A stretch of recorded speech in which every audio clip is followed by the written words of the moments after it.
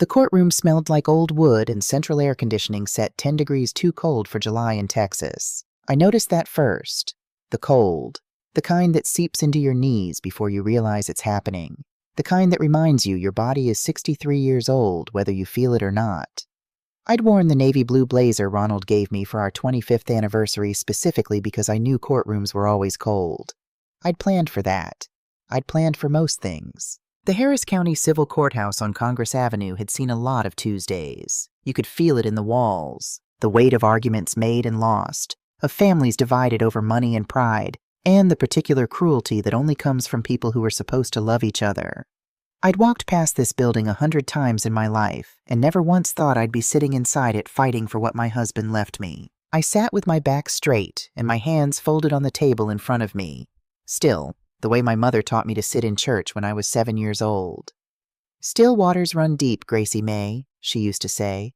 "Let them think you're calm. Save your energy for what matters." Across the polished mahogany table, Derek sat in a gray suit that cost more than my first car. He was 41 years old, Ronald's eldest, and he wore his father's death the way some men wear expensive cologne, like it gave him something, like it elevated him. His dark eyes swept the room with the easy confidence of a man who had never seriously considered the possibility of losing. I had watched those eyes since Derek was 19. I had watched them at his college graduation, at his first wedding, at the hospital the morning his daughter was born. I had brought that man chicken soup when he had the flu. I had sat with him in the waiting room when his appendix ruptured in 2009, and his own mother couldn't get a flight until the next morning. Now those eyes moved across me like I was furniture. Calvin sat in the row behind his brother, scrolling his phone with his thumb. 38 years old and still needing to be told when to pay attention. I almost felt something close to pity. Almost. Then I remembered the sound of his voice on the afternoon he told me I had 60 days to find somewhere else to live, and the pity dissolved like sugar in hot water. Their attorney, Bradford Hines, shuffled papers at the far end of the table. He was 52, silver-haired, the kind of man who had been told his whole life that he looked trustworthy. He probably did, to people who didn't know what to look for. I knew what to look for. Attorney Denise Okafor sat beside me, calm and precise, a yellow legal pad covered in her neat handwriting open in front of her. She was 44 years old, and she had the focused quietness of someone who had stopped needing to prove herself years ago and had simply moved on to winning. She caught my eye once, briefly, and gave me a small nod that said everything it needed to say. Judge Patricia Hargrove entered from the side door, and the room stood. I stood with everyone else, slowly, feeling the cold in my knees. I was not afraid. That alone felt like a victory. 6 months ago, I had sat on my kitchen floor at 2 a.m, holding a court summons and genuinely wondering whether I had the strength to stand back up. I had found out. I was here. They dressed it up in legal language and called it justice. I was about to show them what justice actually looked like. I was born in Beaumont, Texas in 1961, the second daughter of a pipe welder named Curtis Freeman and a third-grade teacher named Alma. We were not rich. We were not poor. We were the kind of family where every dollar had a name before it arrived, and you learned early that the difference between stability and chaos was usually just organization. My mother kept a household ledger the way some women kept a Bible, close, consulted often, taken seriously. She wrote everything down. Every bill, every payment, every promise someone made about money. "People forget what they said," she told me once, sitting at the kitchen table with her reading glasses on and her pen moving in careful columns. But paper doesn't. I grew up watching her and I became her, in most of the ways that matter. I studied accounting at Lamar University and spent 19 years as a bookkeeper for a mid-sized construction company in Houston called Donovan & Pierce.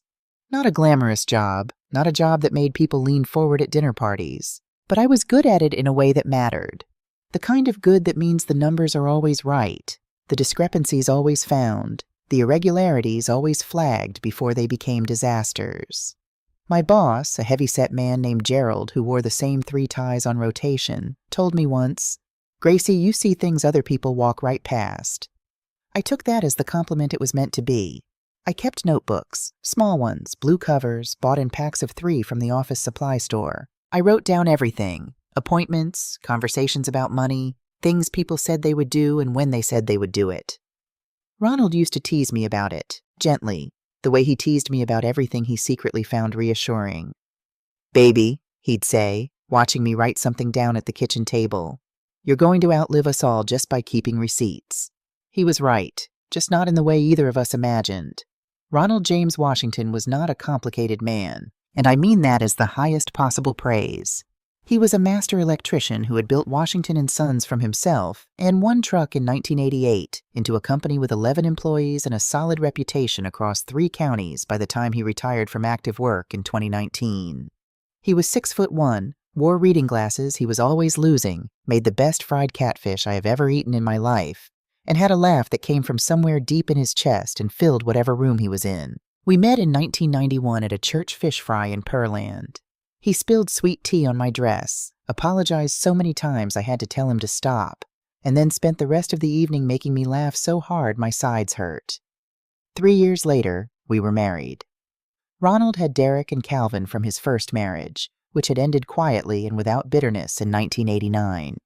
Their mother, Vanessa, had relocated to Atlanta and remarried. The boys spent summers and alternating holidays with Ronald. When Ronald and I married, they were teenagers, old enough to have opinions, young enough to still be shaped by what they saw. I never tried to replace Vanessa. That was not my place, and I knew it. But I showed up. That is what I did. I showed up for Derek's first job interview, drove him there, waited in the parking lot, and took him for a steak dinner afterward, whether it went well or not. I showed up for Calvin in the emergency room the night he broke his arm falling out of a tree at 14, sat with him through the x-rays and the casting while Ronald drove up from a job site in Galveston. I showed up for graduations and weddings and the birth of Derek's daughter, Imani, who called me Grandma Gracie from the time she could talk. 20 years of showing up. I did not keep score. That is not who I am, but I kept notes.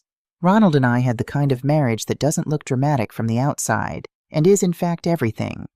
We disagreed about small things, the thermostat, whether a movie was worth finishing, how much to spend on a car. We agreed on the large things without much effort, the way people do when they actually share the same values rather than just performing them. Every Sunday morning, Ronald made breakfast: bacon, eggs scrambled with sharp cheddar, biscuits from the recipe his grandmother wrote on an index card that he kept in the kitchen drawer. Did not matter what was happening. If Ronald Washington was home on a Sunday morning, there was breakfast. That was a fact as reliable as sunrise. The first Sunday after he died, I stood in the kitchen at 7 in the morning, and the silence was so loud I had to sit down on the floor. I sat there for a long time. November 14th, 2022. Ronald died on October 24th, 2022. Massive stroke, fast, at home. The paramedics said he likely did not suffer. I held on to that. You hold on to what you can. He was 67 years old. We had been married 31 years and 4 months. The morning he died, I had brought him coffee in his armchair by the window, the way I did every morning. He smiled at me over the mug. That was the last thing, that smile. 3 weeks after we buried him, Derek called to say he wanted to come by. He arrived on a Tuesday afternoon with a manila folder tucked under his arm, and Calvin behind him wearing a look I can only describe as carefully neutral. The look of a man who knows something is about to happen and has decided not to feel it. We sat at the kitchen table, the same table where Ronald had drunk his coffee every morning for 22 years. Derek set the folder down. "There's some paperwork we need to go through," he said, "about the estate." I nodded. I had expected this. Ronald had mentioned his will to me several times over the years. He'd had it updated in 2018, had talked about updating it again when he started having health concerns. I assumed this was the formal notification of what we had discussed together. It was not. Derek opened the folder and slid a document across to me. It was titled Last Will and Testament of Ronald James Washington with a signature date of September 3rd, 2022. I read it slowly. The house in Pearland, valued at approximately $420,000, was to go to Derek and Calvin jointly. The savings account, $180,000, split equally between the two of them. Washington & Sons, its assets and goodwill, to Derek and Calvin. Gracie Mae Washington, that is me, his wife of 31 years, was to receive $40,000 and the contents of her personal closet. I read it twice. Then I looked at the signature at the bottom of the last page. Ronald had a distinctive signature. He'd developed it young and never changed it. The capital R had a specific looping hook at the end that turned back on itself, almost like a question mark folded in half. I had watched him sign his name hundreds of times, on checks, on Christmas cards, on the closing papers for this very house. The signature on the document in front of me did not have that hook. "This is the will your father left," Derek said in the tone of a man reciting a prepared statement. I looked up at him, then at Calvin. Calvin was looking at the table. I looked back down at the signature. $420,000 plus $180,000. $600,000 in total assets. My share, $40,000, 6.7%. $40,000 for 31 years. "I see," I said. My voice was even. I was proud of that. "Dad wanted the family assets to stay with family," Derek added. "You understand. Family. I had brought this man soup when he had the flu. I had sat in a hospital waiting room for 6 hours while surgeons repaired his appendix. But I was not family. I was something else. Something temporary, it seemed. Something that could be set aside when it became inconvenient. "I'll need some time to review this," I said. "Of course," Derek said. He was already gathering his things. "Take all the time you need." He and Calvin left. I sat at that kitchen table for a long time after their car pulled out of the driveway. I looked at the signature again and again. Then I took out my blue notebook and I wrote down the date, the time, and exactly what had just happened.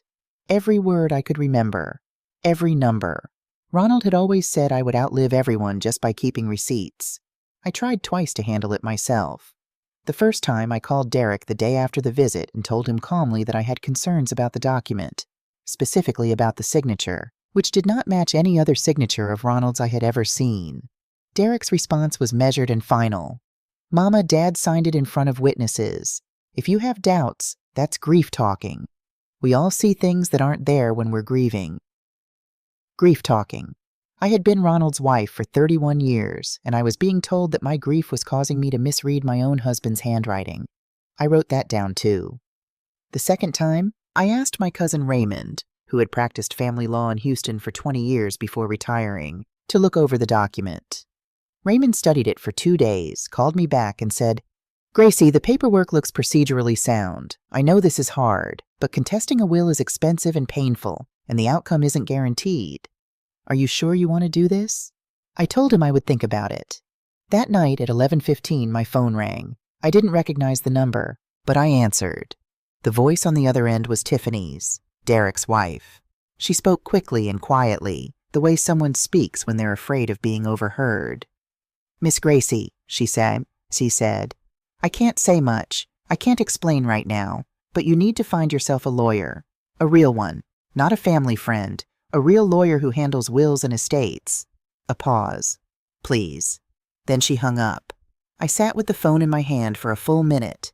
Then I picked up my blue notebook, and I wrote down, "Tiffany called 11:15 p.m., said to find a real lawyer, sounded scared."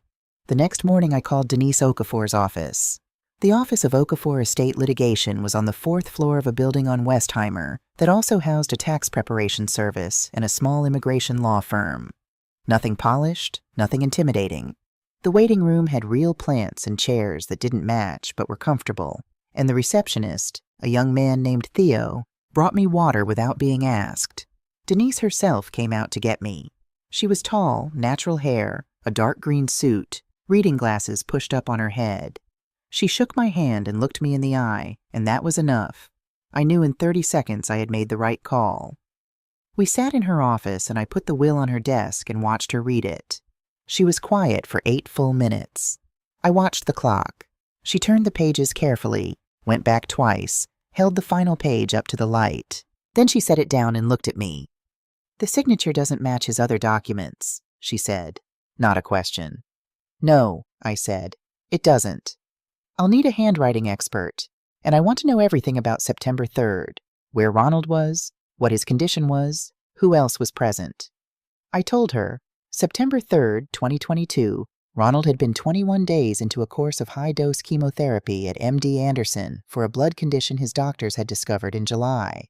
He was weak. He was exhausted. He had lost 12 pounds. I had driven him to every single appointment because he was not fit to drive himself. Denise wrote something on her yellow pad, Did he mention updating his will during this period? No, but I reached into my bag and pulled out a blue notebook. I opened it to August 15th, 2022. I read aloud what I had written. Ronald said he wants to meet with a lawyer. Said he doesn't want Derek to know ahead of time. We'll ask Pastor Cole who he recommends. Denise looked at the notebook, then at me. Something shifted in her expression. Not quite a smile, but close. Mrs. Washington, she said, how many of those notebooks do you have? 14, I said, going back to 2008. She did smile then. Small, controlled, professional. Let's get to work, she said. 2 weeks after I retained Denise, Derek called with an offer. He had heard, apparently, that I had engaged legal counsel. His tone had shifted from patronizing to careful, the way it does when someone realizes they might have misjudged the situation. He offered $85,000. I heard him out. I looked at my blue notebook sitting on the kitchen table. I thought about Ronald's looping signature, about the gap in the hook, about 31 years of Sunday breakfasts, and a man who said I would outlive everyone because I kept my receipts. I'll see you in court, Derek, I said, and I hung up. I spent the weeks before the trial going back through every notebook from the last 3 years. I wasn't looking for anything specific. I was looking for context, for the shape of Ronald's thinking during the period when someone had apparently decided what he was allowed to want. I found it on August 15th, as I'd already noted, but I also found October 3rd, 2021. Ronald asked Calvin to return the company credit card. Calvin said he'd lost it. Ronald didn't say much, but he looked tired in a different way than tired. And July 18th, 2022, Ronald was on the phone in the bedroom with the door shut. First time in years. When he came out, he said it was a work call. He didn't look like it was a work call. And most importantly, August 28th, 2022, 26 days before he died. Ronald asked me if I knew where the old tape recorder was. The Olympus one he used to record notes when he was on job sites. I found it in the garage. He said thank you and took it to his office and closed the door. I didn't ask why. I should have asked why. I didn't. I had not understood the significance of that entry when I wrote it. Standing in the kitchen rereading it 8 months later, I felt the floor shift slightly under my feet. He was recording something. I called Denise immediately. She told me to look everywhere. I looked everywhere. For 4 days I went through every drawer, every box, every shelf in the house. I found nothing. It was Dot who found it in the end. Dorothy Freeman, Dot, had been my best friend since we were assigned to the same dormitory room at Lamar University in 1979. She had held my hand in the hospital when Ronald died. She had brought me food for 6 weeks after the funeral that I sometimes forgot to eat. She was the person I called when I didn't know what else to do, which was not often but was sometimes. Dot came over on a Wednesday to help me keep looking. She was the one who thought to check the box of Ronald's personal items, the ones the hospital had returned, the ones I hadn't been able to open yet. At the bottom, under his wallet and his watch and his reading glasses, there was a small Olympus recorder, old and worn, with a piece of masking tape on the side that said, in Ronald's handwriting, "For Gracie, listen first." I sat down on the bedroom floor. Dot sat down next to me. We listened together. I will not tell you everything that was on that recording. Not yet. Some things need to be saved for the right moment. Ronald had always understood about timing. At 2 in the morning, I was sitting at the kitchen table with a mug of tea gone cold, unable to sleep. I called Dot. She answered on the second ring, because she is Dot, and she had told me to call whenever. "Can't sleep," I said. "I know," she said. "Me neither. I keep thinking about that tape." We were quiet for a moment, the comfortable quiet of 2 people who have known each other long enough that silence doesn't need to be filled. "He knew what they were doing," I said. "He knew, and he couldn't stop them from trying. He just tried to make sure I'd be all right." "Ronald always was 11 steps ahead," Dot said. "You just usually didn't find out about it until later." That made me laugh. The first real laugh I'd had in I didn't know how long. Dot had that gift. "Gracie," she said, when the laughter settled. "That man put Washington and Sons on the deed with his sons' names because he was proud. But he put the savings account in both your names because he was smart. He knew the difference between legacy and love. He honored both." I held the phone and looked at the kitchen table and said nothing for a while. "Get some sleep," Dot said finally. "You've got work to do tomorrow." I woke at 5. Had not really slept since 3. I made coffee, real coffee, dark roast, the kind Ronald bought in bulk because he said anything else was a waste of a morning. And I sat at the kitchen table in the gray early light, and I let myself be still. I had laid out my clothes the night before. The navy blazer, a cream blouse, small gold earrings, simple hoops, the ones Ronald had given me for my 55th birthday. Not because they were the nicest thing I owned. Because he had held them up and said, "These are for the woman who knows exactly who she is." And I wanted to walk into that courtroom as that woman. I drove myself.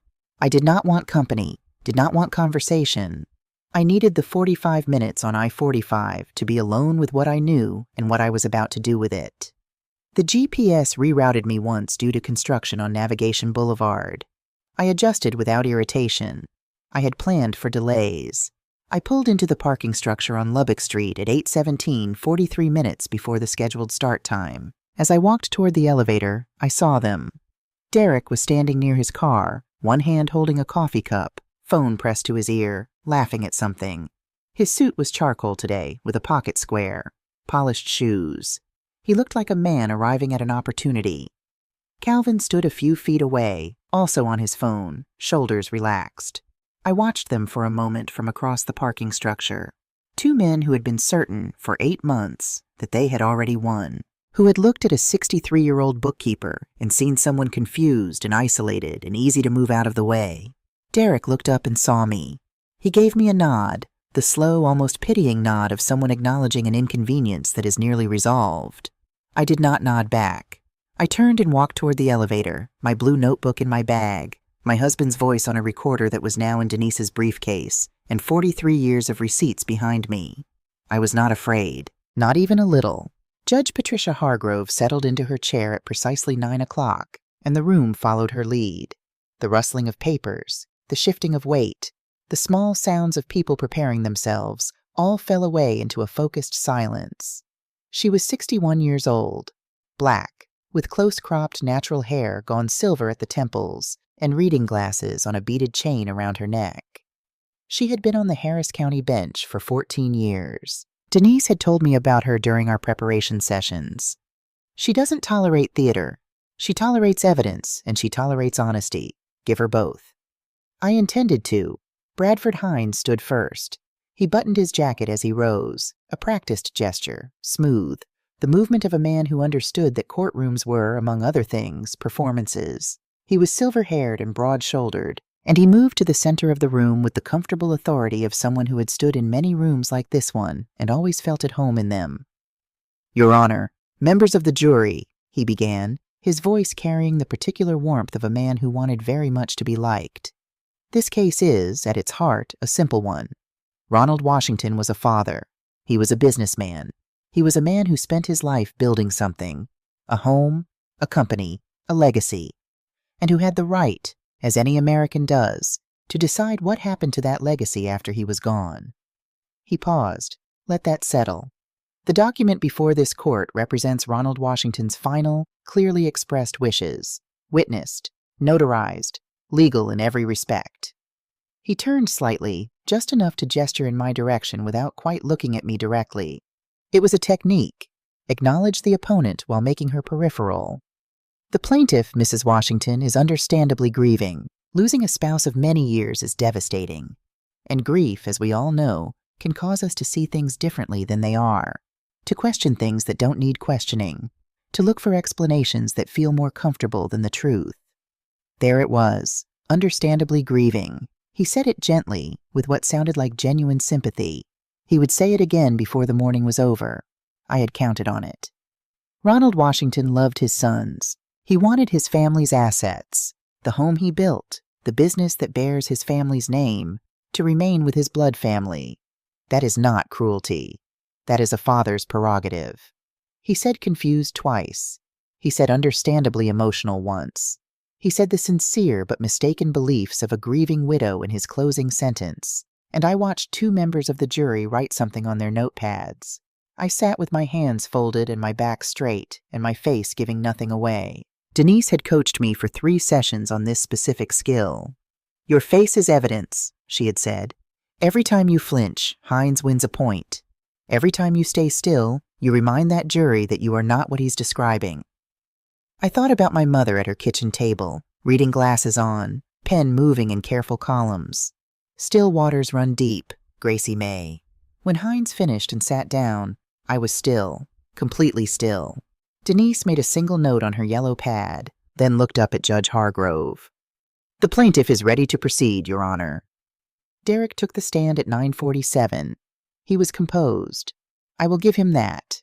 He had prepared well. His voice was measured, his posture appropriately somber, his answers just emotional enough to seem genuine without crossing into performance. He spoke about his father with what sounded like love. He described Ronald as a private man, someone who kept his deeper concerns to himself, someone who had, in the final months of his illness, expressed a wish to ensure that his life's work stayed in the family. "Did your father ever express concerns about the future of his estate?" Hines asked. "Yes," Derek said. "He told me, probably in August of 2022, that he'd been thinking about it. He said he wanted to make sure the house and the business stayed with people who would take care of them, people who had grown up with them." "Did he indicate what he meant by that?" Derek paused, appropriately. I understood him to mean his sons, his blood. There were a few more questions in this vein, careful, rehearsed, building the picture of a father quietly separating his legacy from a wife he had perhaps come to see as temporary. Each answer was plausible. Each answer was delivered with just enough grief to make it feel true. Then Denise stood up. She walked to the center of the room slowly, holding nothing. No papers, no notes. She had done this enough times that she didn't need them for the opening questions. "Mr. Washington," she said pleasantly, "you mentioned your father spoke with you in August 2022 about his estate. Do you recall the specific date?" Derek blinked. "Not exactly, no. Was it early August, late August? Somewhere in the middle, I'd say." "All right. Are you aware of where your father was on September 3rd, 2022, the date the contested will was signed?" A beat. "At home, I believe." "At home," Denise repeated. "Are you aware that on September 3rd, 2022, your father was 21 days into a high-dose chemotherapy protocol at MD Anderson Cancer Center in Houston? That he had lost 14 pounds in 3 weeks? That his attending physician had noted in his chart that he was experiencing significant fatigue and was advised not to drive or engage in complex decision-making tasks without support?" Hines was on his feet. "Objection. Compound question." "I'll rephrase. Your Honor, Mr. Washington, were you aware of your father's medical condition on the date this will was signed?" Derek's jaw tightened slightly. "He was sick, yes, but he was mentally sharp." "Were you present when he signed this document?" A fractional pause. "No." "Who was present?" "The notary and Calvin." "Your brother." "Yes." "So the two witnesses to this document were a paid notary and the co-beneficiary of the will itself." That's standard procedure." "Thank you, Mr. Washington," Denise said. "No further questions." She walked back to our table and sat down without hurrying. Derek remained on the stand for a moment, recalibrating, before the bailiff indicated he could step down. He walked back to his seat with his composure intact. He was good at that, but I noticed he didn't look at Calvin when he sat down. The jury had noticed the same things I had. I could see it in this way a woman in the second row, mid-50s, sensible blouse, had stopped writing and was simply watching Derek's face. It wasn't enough yet. Denise had told me it wouldn't be, not in the morning session. But it was a beginning. At 12:15, Judge Hargrove called a recess until 2 o'clock. Denise and I walked down the hall to a small conference room that her office had reserved for the day. It had a folding table, 4 chairs, and a window that looked out onto the parking structure. Denise set her briefcase on the table and opened it. Inside, in a clear evidence bag, was the Olympus recorder. "James Ellison confirmed this morning," she said, keeping her voice low even though we were alone. "Audio quality meets evidentiary standards. Chain of custody is documented. We can use it." James Ellison was the audio forensics specialist Denise had retained 3 months ago, a quiet man in his 50s who worked out of an office in Midtown and had testified as an expert witness in more than 60 cases. He had spent 2 weeks analyzing the recording, confirming that it had not been edited, that the voice was consistent with other recordings of Ronald Washington, and that the metadata on the device matched the date Ronald had requested the tape recorder from me. I reached into my bag and took out a small envelope. Inside was a USB drive. The backup copy Denise had made of the recording and returned to me for safekeeping. I held it for a moment. They don't know it exists, I said. No, Denise said. They don't. I had known about the recording for 11 weeks. I had listened to it 4 times. Once with Dot when we found it, once alone in the dark of my bedroom, once with Denise in her office, and once more the night before the trial. Each time I heard Ronald's voice, I had to sit very still for a while afterward. Not from grief, exactly. From something harder to name. The feeling of being known. Of being protected by someone who was no longer there to see it work. There's one more thing, Denise said. She looked at me steadily. Pastor Cole confirmed this morning that he will testify. He drove down from Lufkin last night. I nodded. I had known that was possible. Denise had told me she was working on it, but I had not let myself count on it until now. He doesn't want to be contacted beforehand, Denise continued. He said, and I'm quoting, I've been carrying this long enough. I'll say what needs to be said when it needs to be said. I looked out the window at the parking structure. Somewhere down there, Derek and Calvin were probably having lunch. Probably still confident. Probably already thinking about what came next. I reached into my bag and took out my blue notebook. I opened to a fresh page and I wrote, Day of trial. Lunch break. The recorder. Pastor Cole confirmed. Ready. Denise watched me write and said nothing. She understood by now about the notebooks. This afternoon, she said, closing her briefcase, we give them what they haven't seen yet. I capped my pen, put the notebook away. Let's go, I said. Court resumed at 2:03. Denise stood immediately. Your Honor, the plaintiff calls Pastor Leonard Cole. The sound from the defense table was not loud. It was barely a sound at all. More like a held breath. A small, involuntary stillness. I did not turn to look at Derek. I did not need to. Pastor Leonard Cole entered from the back of the courtroom.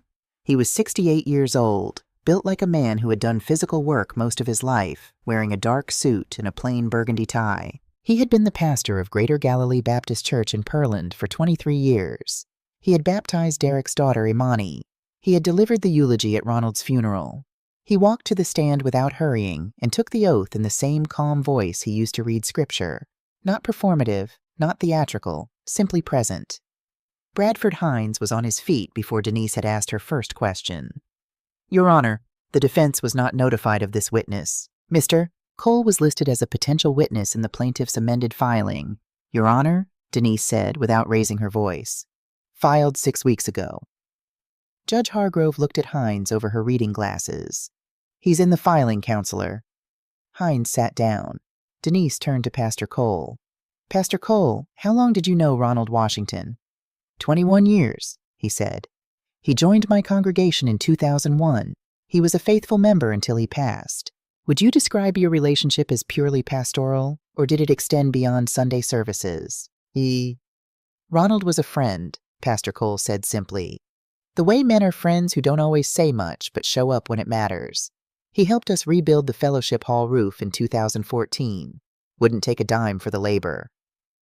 In the summer of 2022, did Ronald Washington come to speak with you privately? He did. July of 2022.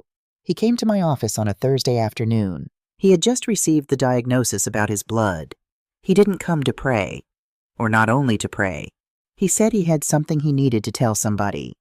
The courtroom was quiet in the particular way that happens when people stop thinking about themselves and start listening. What did he tell you? Pastor Cole folded his large hands on the railing in front of him.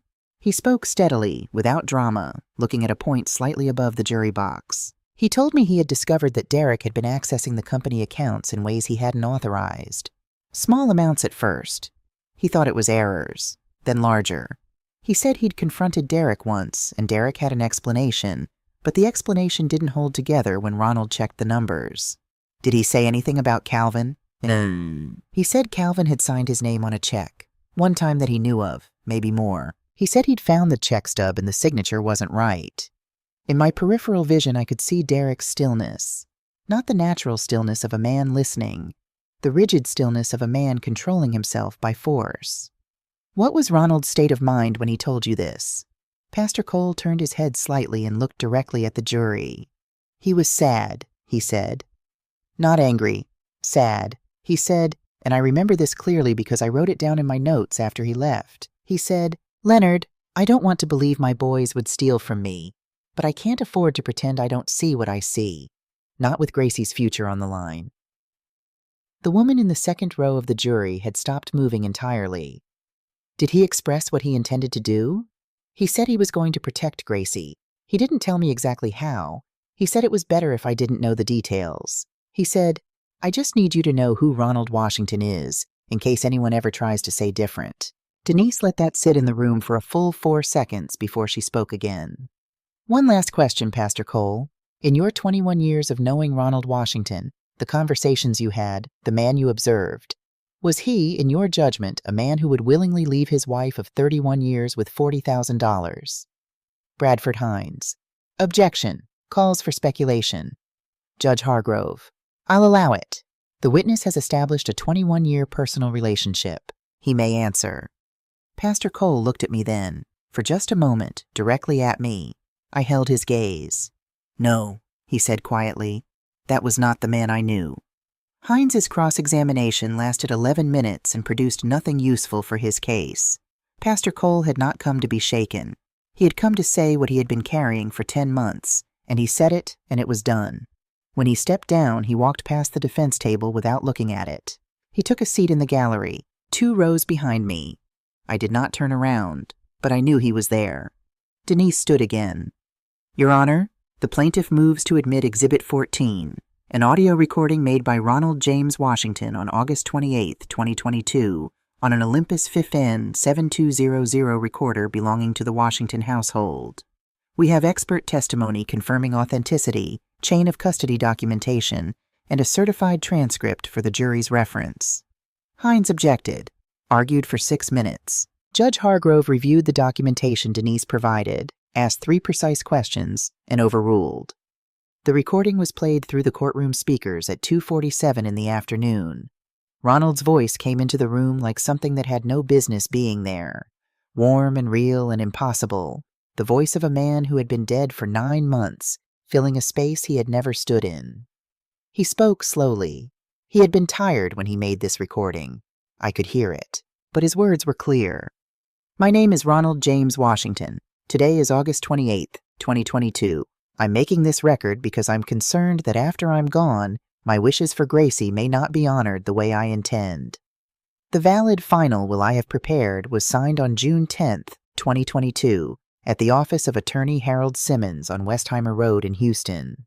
That document leaves my home, my savings, and my business to my wife, Gracie May Washington, with the provision that she may choose to share assets with my sons as she sees fit. I have reason to believe that an attempt may be made to replace that document with something else. I am not going to say more than that on this recording because I don't have proof of the kind that holds up in a court of law, but I want it known. Any document purporting to represent my final wishes that is dated after June 10th, 2022, was not signed by me of my own free will. Gracie May Washington has been my wife for 31 years. She gave up a career to support my household. She has been a constant presence for my sons in ways that neither of them have ever adequately acknowledged. She deserves to be cared for. I love her. I want her protected. Whatever anyone else says, that's what I want. This recording is my voice and my mind, made on the date stated, and I am in full possession of both. The recording ended. The room was silent for 7 seconds. I counted. In those 7 seconds, I stared at the table in front of me and thought about a Sunday morning in October when a man sat in an armchair by a window and smiled at me over a coffee mug, and I had no idea it was the last time. I did not cry. I had cried already, in private, where it belonged. But in the second row of the jury box, I saw the woman in the sensible blouse press her lips together hard and look at the ceiling. Calvin, I was told later by Dot, who was watching from the gallery, put his face in his hands. Derek did not move. Derek had gone somewhere behind his own eyes where the panic could not be seen from the outside. I had known him long enough to recognize it. He had done it as a teenager when he was in trouble. He had done it then. Hines did not object. There was nothing left to object to. At 3:15, Denise called me. I stood, smoothed my blazer, and walked to the stand. I had thought about this moment many times in the preceding weeks. had imagined it from every angle, prepared for every question I could anticipate. But sitting in the witness chair and looking out at the room was still different from imagining it. I saw Dot in the 4th row of the gallery. She gave me a look that said everything it needed to say. I gave her a small nod back. Denise led me through the foundation questions efficiently. Who I was, how long I had been married to Ronald, my professional background, my role in managing the household finances. She established my competence without belaboring it and sat down. Bradford Hines stood up. He had nothing left to salvage in terms of the recording. What he had was me on the stand and the possibility that I could be made to seem small, confused, or unreliable. That was his last card, and he played it methodically. Mrs. Washington, you described yourself as a bookkeeper. Is that correct? Retired bookkeeper, yes. Were you involved in any of the financial decisions related to Washington & Sons? I managed the household accounts and was familiar with the company's general financial position. But not the specifics, not the day-to-day operations. Not the day-to-day operations, no. Are you aware that Washington & Sons was operating at a net loss in 2021 and 2022? I'm aware that the company had a difficult 2 years. Most small electrical contractors did during that period. Hines pivoted. Mrs. Washington, in your professional experience as a bookkeeper, would you say that managing a company in financial difficulty requires specialized knowledge? It requires attention to the numbers, I said. Which I have. He tried several more angles. He questioned my understanding of probate law. He asked whether I had ever personally reviewed Ronald's business tax returns. He asked whether I had been present for any conversations between Ronald and his business attorney. I answered each question directly. Not defensively, not with emotion. The way my mother had taught me to answer when someone was trying to make you feel small, with the calm steadiness of a person who knows the ground beneath their feet. Then Hines stopped moving around the room and stood still. Mrs. Washington, he said, and something in his tone shifted. The warmth stripped away, replaced by precision. You have alleged that the signature on the September 3rd will is forged. You have engaged a handwriting expert to support that claim. Is that correct? Yes. And the handwriting expert based their analysis on comparison documents, other signed items from your husband? Among other methodologies, yes. But you yourself, not an expert, not a forensic analyst, you yourself claim to be able to identify a forgery simply because you were married to the man. I claim to be able to recognize my husband's handwriting because I watched him sign his name hundreds of times over 31 years, I said. Yes, Mrs. Washington, Hines said, and now his voice carried something that was not quite contempt but was adjacent to it. Do you have any evidence, not expert testimony, not an audio recording, but evidence gathered by your own hand, that this signature is not authentic?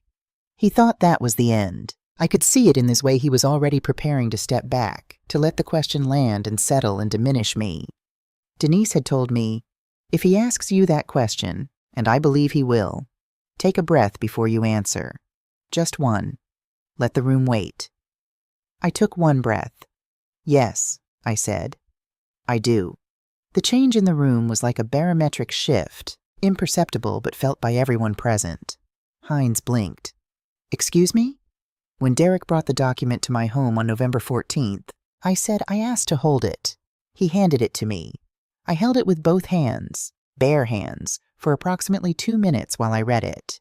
Before I returned it, I pressed the signature page carefully against a sheet of paper I had prepared. I paused. Judge Hargrove was watching me with an expression of focused attention. I had read, years ago, that documents handled only by the person who created them carry only that person's fingerprints in areas others wouldn't touch. I didn't know if it would work. I didn't know if it would ever matter. But I had a feeling. What kind of feeling? Hines asked. He was not following his own script anymore. The kind you get, I said, when you've been keeping receipts your whole life and something doesn't add up. I explained calmly what had been done with that sheet of paper subsequently, how I had preserved it, how I had brought it to Denise, how a fingerprint specialist had analyzed it and found 2 sets of prints on the signature page of the September 3rd will. Derek's, Calvin's, not Ronald's, a document signed by a man, with no fingerprints from the man who signed it. Bradford Hines stood completely still for a moment that felt much longer than it was. Then he said very quietly, No further questions. I stood, straightened my blazer, and walked back to my seat. I did not look at Derek. I did not look at Calvin. I looked straight ahead, at the wall behind Judge Hargrove's bench, at the seal of the state of Texas mounted there in dark wood and gold. Ronald had always said I would outlive everyone just by keeping receipts. He was right. He was right about most things. The jury left to deliberate at 4:22 in the afternoon. I had been told by Denise that deliberations in civil cases like this could take anywhere from 2 hours to 2 days. I had prepared myself for the longer end. I had brought my blue notebook. I had brought a book I had been meaning to read for 6 months and had not opened once. I had brought a sandwich in a brown bag that Dot had pressed into my hands that morning, with the instruction that I would eat it whether I was hungry or not. I ate half of it in the hallway outside the courtroom, sitting on a wooden bench that had probably held 1,000 people in various states of waiting. Denise sat beside me and drank coffee from a thermos and checked her phone periodically with the practiced calm of someone who had learned not to interpret silence as anything other than silence. At 6:04, the bailiff came to find us. 3 hours and 42 minutes. We filed back into the courtroom. I took my seat. I folded my hands.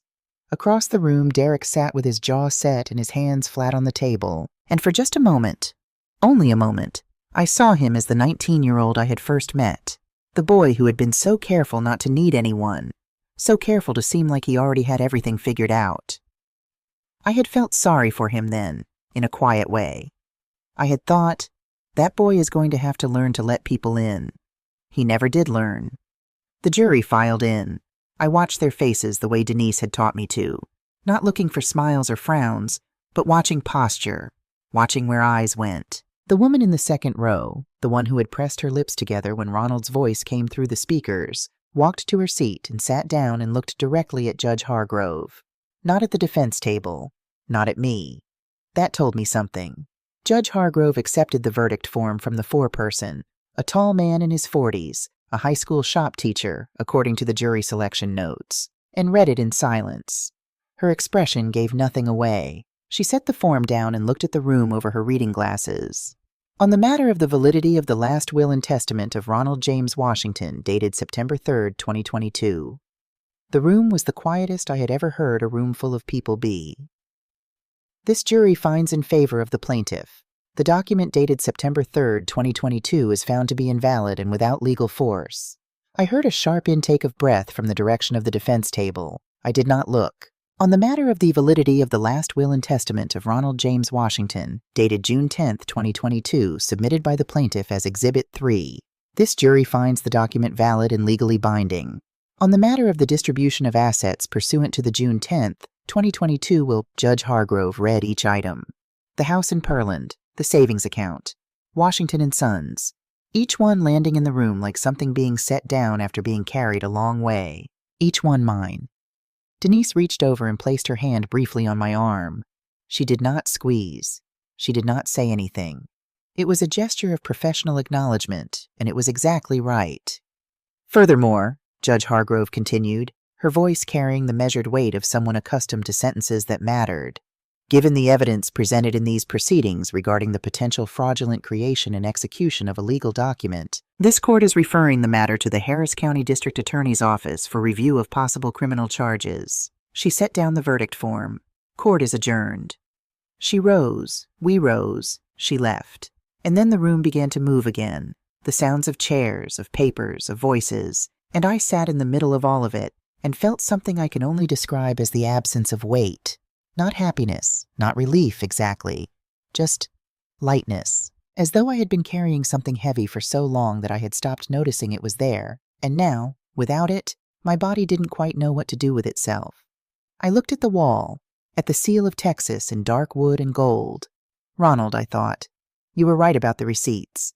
Denise walked me out. We did not stop in the hallway, did not linger in the lobby. I had nothing to say to Derek or Calvin, and they had nothing to say to me that I needed to hear. Some conversations are over before they start. Outside, the July heat hit immediately after the courthouse cold. A wall of warm air that smelled like concrete and distant rain. The sky had gone a deep late evening blue, and the parking structures on Lubbock Street were lit up orange-yellow in the sodium lights. Denise walked me to my car. She said she would be in touch tomorrow about next steps, the formal transfer of assets, the notifications to the relevant institutions, the process of making official what the jury had confirmed. There were still things to do. There would be forms and calls and appointments. That was all right. I was a bookkeeper. I understood that the end of one thing was the beginning of its paperwork. She shook my hand. Then, departing from her usual professionalism, she held it for an extra second. "Ronald picked the right person," she said. I thanked her. She walked to her car. I sat in my car, engine off, hands in my lap, for 17 minutes. I know it was 17 because I watched the clock on the dashboard without really seeing it. The way you watch something when you're not watching it at all.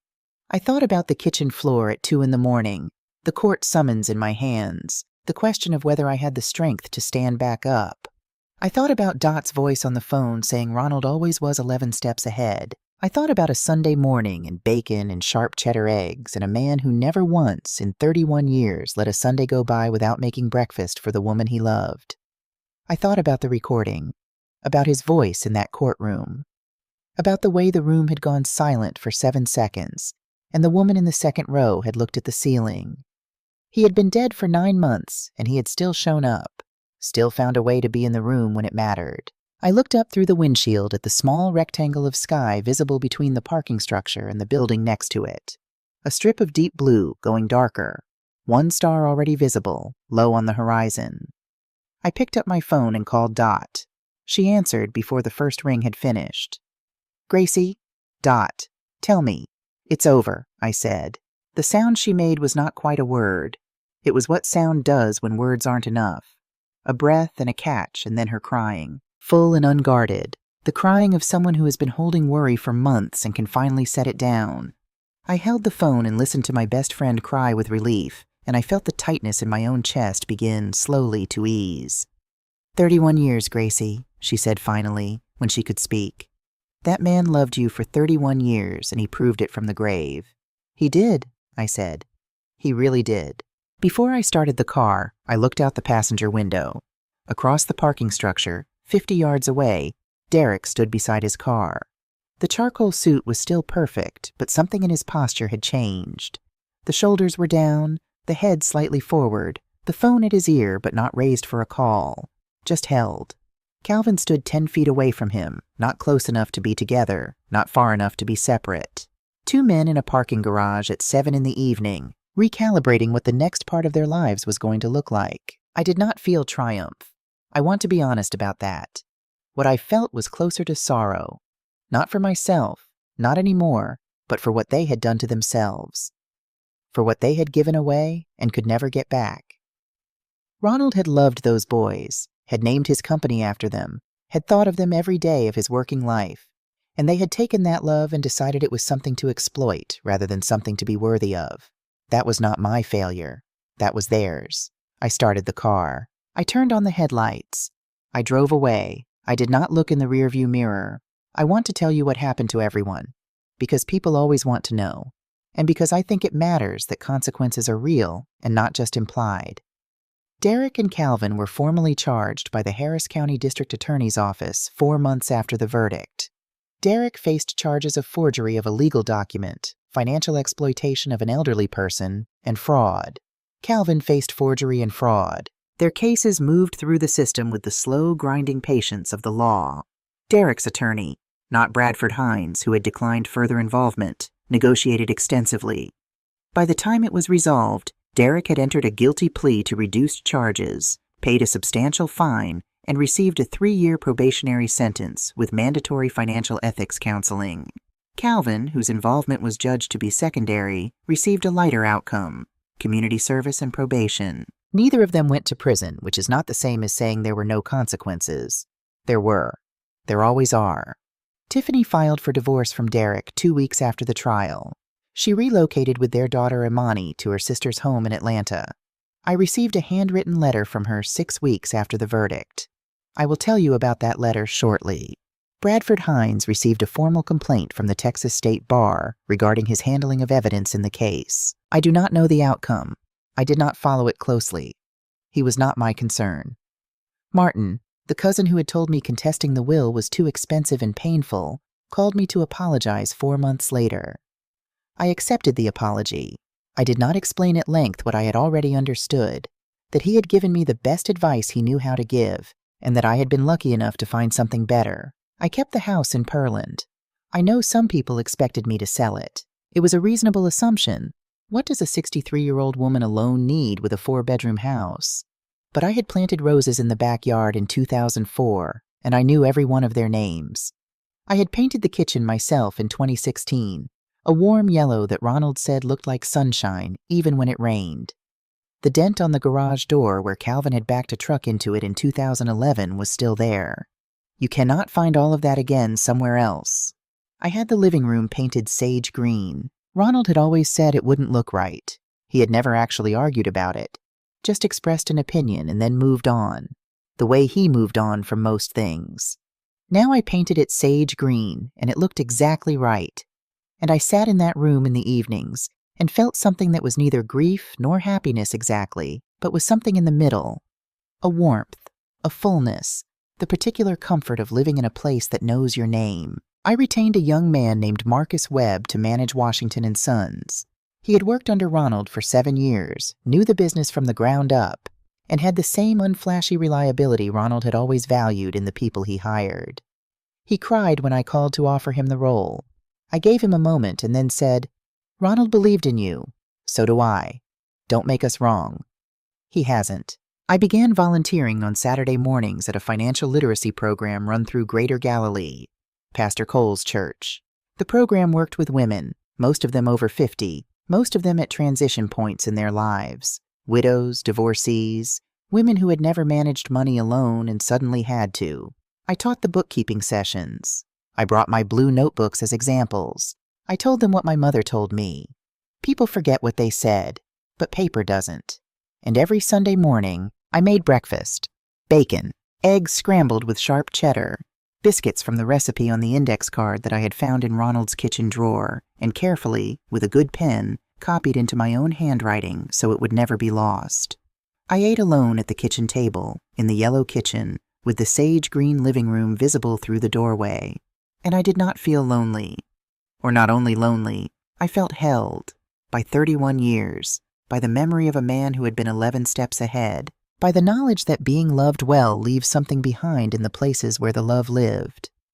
6 weeks after the verdict, a letter arrived. Not an email. A letter, handwritten on plain white paper, in careful, slightly uncertain cursive. The postmark was Atlanta. "Miss Gracie, I don't know if you'll read this. I wouldn't blame you if you didn't. I'm not writing because I expect anything from you. I'm writing because I've been carrying something and I needed to put it down somewhere. I knew something was wrong before the will was ever signed. I heard Derek and Calvin talking, twice, about the estate, about the document, about making sure things went right. I told myself I didn't know what they meant. That was a lie I told myself because knowing was scarier than not knowing. I called you the night before you hired your lawyer because I couldn't sleep. I told myself it was enough. That one call, anonymous, quick. I told myself I'd done my part. I hadn't. I know that. I'm sorry it took me so long to do the full part. I'm sorry I didn't call you sooner, before so much time had passed. I'm sorry for what my silence cost you. I don't ask for your forgiveness. That's not mine to ask for. Imani asks about you. She still calls you Grandma Gracie. I don't correct her. Tiffany, I read the letter twice. Then I sat with it for a while. There are things that cannot be made right by an apology, and Tiffany knew that. It was there in every careful sentence. The understanding that she was not asking to have something restored, only to acknowledge what had been. I respected that. It is harder than it sounds to apologize without asking for anything in return. Most people cannot do it. I took out my blue notebook, the current one, the 16th since 2008, still less than half full, and I placed the letter between 2 pages where it would be kept without being filed, held without being forgotten. Then I wrote, on the page opposite, "Letter from Tiffany. Read it twice. Will not answer. Will not throw it away. Some things don't need a response. Just a witness." I closed the notebook. Outside, it was an October Saturday morning, the kind of morning that comes to Southeast Texas in the fall like an apology for the summer. Clear and cool, the sky a clean washed blue. The kind of morning that feels like it is trying to get something right. I went to the kitchen and I made breakfast. I cracked the eggs. I heated the cast iron skillet that had been in this kitchen since before I arrived and would be in it long after. I found the index card in the drawer and propped it against the backsplash the way Ronald used to, even though I knew the recipe now, even though I could make it in the dark. I made breakfast for one person in a house built for more, in a yellow kitchen on a Saturday morning in Pearland, Texas, and I was 63 years old and I was still here, and the ground beneath my feet was mine. Ronald had said I would outlive everyone just by keeping receipts. I had kept every one.